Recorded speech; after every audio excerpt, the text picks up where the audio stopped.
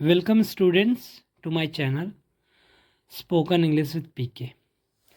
Students, इससे पहले हम लोगों ने इजेमार पढ़ा, इजेमार के साथ दिस दैट पढ़ा, फिर दीज दोज पढ़ा और बचने वाला हमारा कॉन्सेप्ट रह गया था इट, और वो भी हम लोग आज देख लेंगे। स्टूडेंट्स, इट का मतलब होता है यह या ये, जो दिस का मतलब होता है वही इट का भी मतलब होता है, यह या ये। बट ये यूज़ कब इसका मतलब इट है या ये या दिस है, ये डिसाइड कैसे होगा? आने वाले आगे वर्ड के हिसाब से, या फिर जो सेंटेंस आप बना रहे हो उसके हिसाब से। उसके लिए हमको समझना पड़ेगा कि इट कहाँ कहाँ यूज़ होते हैं। तो देखते हैं स्टूडेंट्स, इट नॉन लिविंग के लिए यूज़ होता है। यहीं से आप जान लो कि लिविंग और नॉन लिविंग दोनों के लिए दिस यूज़ होता है, दिस दैट दोनों के लिए यूज़ होते हैं, दिस दैट दिस दोस, है ना। लेकिन it only for non living, केवल नॉन लिविंग के लिए, जो जिंदा नहीं उसके लिए यूज़ होगा। दूसरा इट का यूज़ है स्टूडेंट्स टीनी क्रिएचर्स, छोटे जीव जंतु, जैसे वार्म हो गए, केचुआ, या फिर इंसेक्ट हो गए, फ्लाई या बटरफ्लाई, ये सब हो गए, तो इनके लिए टीनी क्रिएचर्स। और बर्ड्स, बर्ड्स मतलब जैसे पक्षी हो गए, तोता, मैना, ये सब, कौवा, इन सब के लिए भी इट का यूज़ करते हैं। और for nature and natural things, nature के लिए, नेचर मीन्स हमारे आसपास जो हैपनिंग हो रही है, कोहरा पड़ रहा है, या फिर सनलाइट नहीं, सनलाइट आ रहा है, मतलब सनी डेज है, या फिर क्लाउडी है, या फिर रेनी, या फिर नेचुरल थिंग्स के लिए, जैसे नेचुरल थिंग्स जैसे होते हैं आपके माउंटेन, रिवर और झील, और आपके क्या कहते हैं पहाड़, पर्वत, ये सब होते हैं। दो इसके स्पेशल यूज़ हैं। एक है स्पेशल यूज़ टाइमिंग के लिए, एक टाइमिंग के लिए, है ना, टाइम के लिए भी ईट का यूज़ करते हैं। और एक स्पेशल यूज़ है आइडियाज़ के, आइडियाज़ को शेयर करने के लिए ईट का यूज़ करते हैं। ओके, ये दोनों स्पेशल में आते हैं, ये दोनों ही मैंने स्पेशल बस नीचे लिखा है, बट ये दोनों ही स्पेशल में आते हैं, और इनके लिए ये दोनों ही ब्रॉड कॉन्सेप्ट है, इनके लिए हमको अलग से वीडियो देखना पड़ेगा, क्योंकि ये थोड़े से लेंदी हो जाएंगे अगर एक ही साथ वीडियो बनाऊंगा तो। ओके, सो स्टूडेंट्स, ये किसके लिए यूज़ होता है? For non living, first for non living, second tiny creatures या बर्ड्स के लिए, थर्ड नेचर के लिए, नेचुरल थिंग्स के लिए, फोर्थ टाइम के लिए, फिफ्थ स्पेशल है। जब मैं इस पर वीडियो बनाऊंगा स्पेशल पे, तो आप समझ जाएंगे कि हाँ ऐसा ही होता है। अब हम देखते हैं स्टूडेंट्स कि इसका स्ट्रक्चर क्या है। जैसा कि स्ट्रक्चर हम लोग सेम ही यूज़ करते हैं, चाहे दिस दैट पढ़े, चाहे दीज दोज पढ़े, चाहे इट पढ़ें, तो सब्जेक्ट इस समय इट हो जाएगा। और समय सब्जेक्ट दिस दैट पढ़ते समय दिस दैट हो जा रहा था, दीज दोज पढ़ते समय दीज दोज हो जा रहे थे। ओके, इस समय क्या हो गया? इट हो गया है।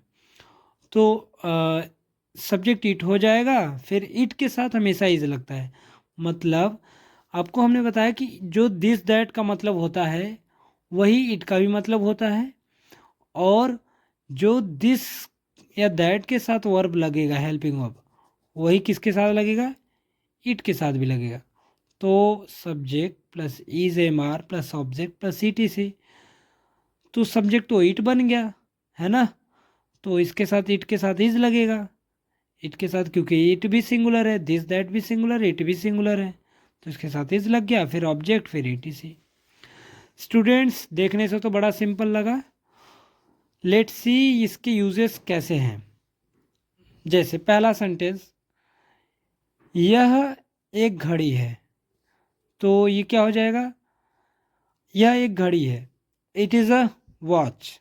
ध्यान दीजिए, हमने पहला यूज़ इसका बताया नॉन लिविंग, तो घड़ी क्या हो गई? Non living. घड़ी क्या हो गई? Non living. तो पहले इट, क्योंकि सब्जेक्ट पहले, तो पहले इट, और इट का मतलब यह या ये होता है। पहले इट, फिर इज, फिर घड़ी एक है तो a watch, it is a watch. Okay student, second sentence देखते हैं। सॉरी, ये दोनों अभी हम लास्ट में क्लियर करेंगे क्योंकि इनसे रिलेटेड कुछ कॉन्सेप्ट रह गए हैं, ठीक है। सेकेंड सेंटेंस है ये मेरी कलम है। जैसा कि मैंने बताया कि हम इट का यूज मतलब इट का मतलब ये भी कहते हैं और यह भी कहते हैं। ऐसे ही दिस के कॉन्सेप्ट समझते समय हमने बताया था कि उसको ये और यह दोनों कहते हैं, है ना। लेकिन जब ये कहते हैं तो आगे आने वाला वर्ड डिसाइड करता है कि वो ये दीज के लिए है या दिस के लिए, या ऐसे ही इट के लिए है या फिर दीज के लिए है, आगे आने वाला वर्ड डिसाइड करेगा। जैसे ये मेरी कलम है तो क्या हो जाएगा, ये का भी इट होगा, फिर उसके बाद इज, फिर मेरी तो माई, फिर पेन। ओके, अच्छा, थर्ड सेंटेंस आते हैं। ओके, यह एक चींटी है। थर्ड सेंटेंस में यह एक चींटी है। यह की इंग्लिश इट, फिर उसके बाद स्ट्रक्चर क्या है, इज, फिर ऑब्जेक्ट। ऑब्जेक्ट में जो उसके बाद आने वाली चीज़ें हैं वही ऑब्जेक्ट हैं जिनके बारे में बात हो रही है। इट इज़ एन आंट, है ना, इट इज़ एन आंट, यह एक चींटी है। ओके, तो ये सेंटेंस बन गया। यह और ये दोनों के लिए इट यूज़ करते हैं, हम लोगों ने समझ लिया। सेंटेंस नंबर 4 आते हैं। अब देखिए एक चीज़ ध्यान रखिए, अभी ये दोनों सेंटेंसेस नॉन लिविंग के लिए था, नॉन लिविंग के लिए था, और इधर से ये भी समझ लिया हम लोगों ने कि ये को भी ईट कहते हैं और यह को भी ईट कहते हैं, और दोनों नॉन लिविंग के लिए भी।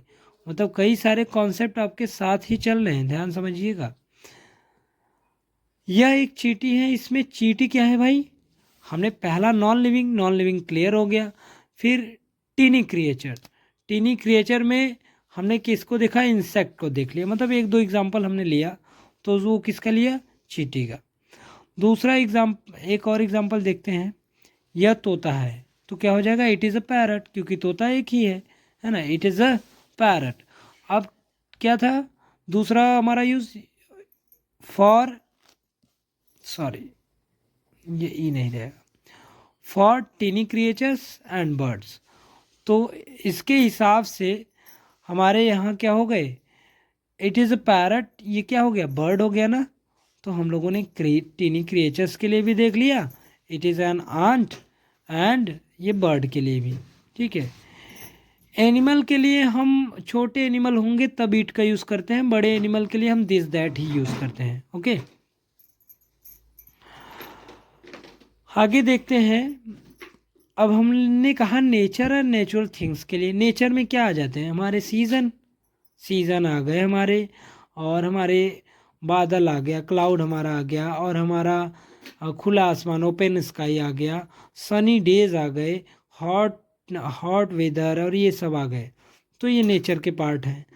तो जैसे अगर मैं कह रहा हूँ आज गर्मी है तो क्या हो जाएगा, इट इज़ हॉट टुडे, आज गर्मी है, इट इज़ हॉट टुडे, ठीक है, it is hot today, it is hot today, आज गर्मी है।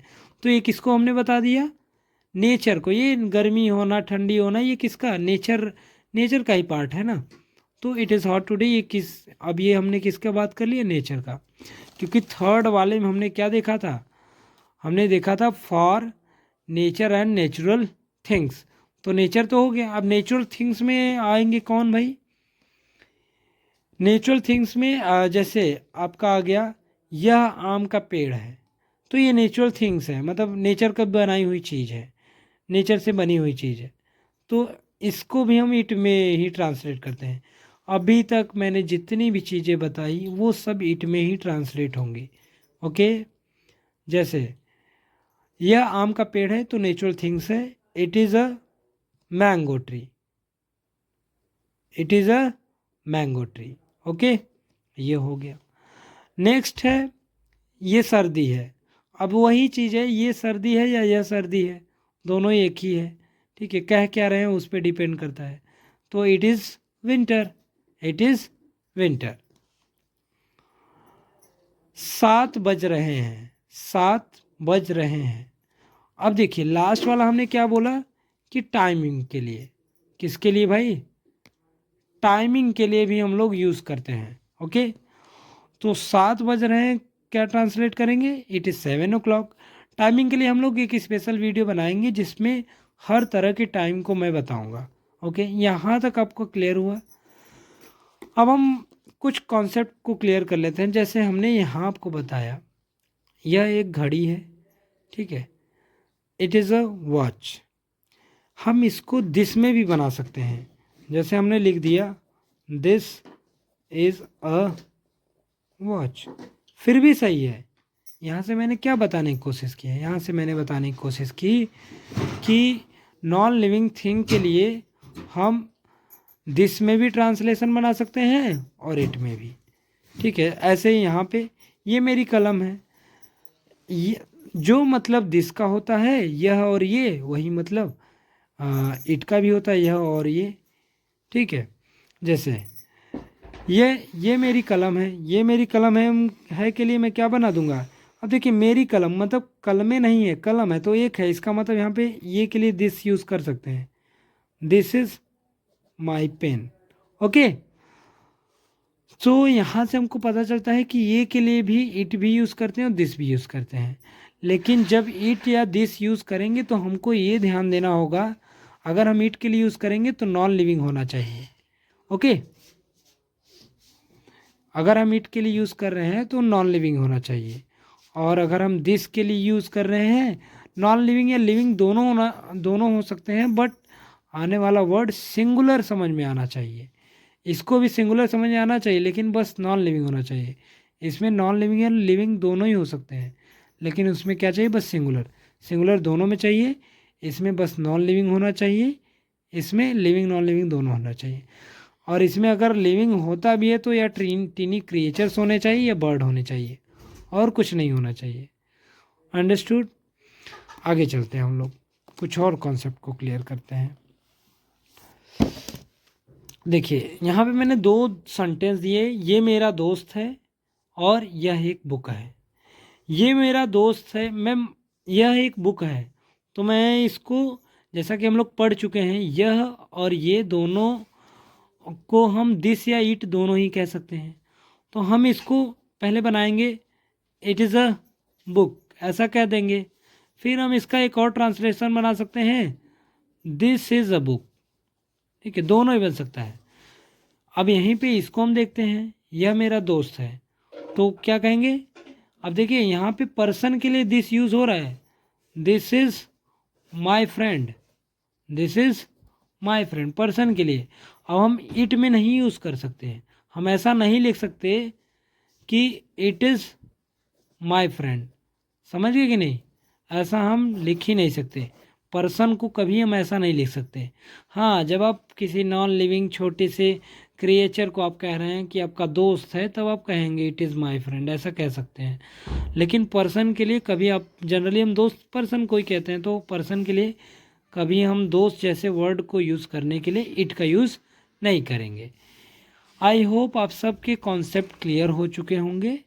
बचे हुए कॉन्सेप्ट, स्पेशल कॉन्सेप्ट जैसे फॉर टाइम और स्पेशल डायलॉग, जैसे कुछ डायलॉग होते हैं, कुछ आइडिया होते हैं उनको, जैसे it is pleasure for me to come with you, है ना, it is pleasure for me to come with you.